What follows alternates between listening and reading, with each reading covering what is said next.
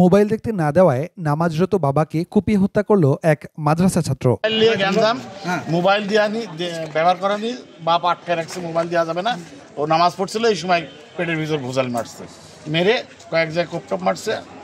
ইফতারের পর ছেলে মোবাইল নিয়ে বসতে চাইলে নিষেধ করেন বাবা একেএম রিন্টু ওরফে দোদুল। এতে অসন্তুষ্ট হয় কোরআনে হাফেজ ছেলে একেএম রিফাত রহমান। পরে এশার নামাজ পড়া অবস্থায় পেছন থেকে বাবাকে উপর্যুপরি ছুরিকাঘাত করে রিফাত। আহত দোদুলকে হাসপাতালে নেওয়া হলে কর্তব্যরত চিকিৎসক তাকে মৃত ঘোষণা করেন। বাবা নামাজ পড়তে বসছে আর পেছন থেকে ভোজাল ঢুকে দিয়েছে।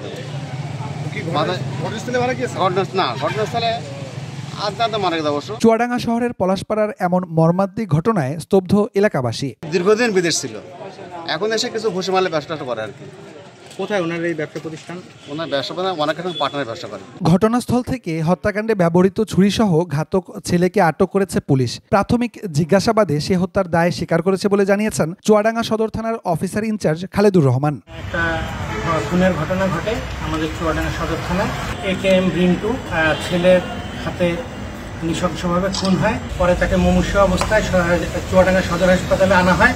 সেখানে কর্তব্যরত চিকিৎসক তাকে মৃত ঘোষণা করে। ঘাতক শিশু রিফাত আমাদের হেফাজতে আছে। এ ব্যাপারে চুয়াডাঙ্গা সদর থানায় নিহতের একমাত্র মেয়ে জারিন ইয়াসমিন বাদী হয়ে একটি হত্যা মামলা দায়ের করেছেন। 164 ধারায় রিফাতের জবানবন্দি রেকর্ড করা হয়েছে। Times today news desk.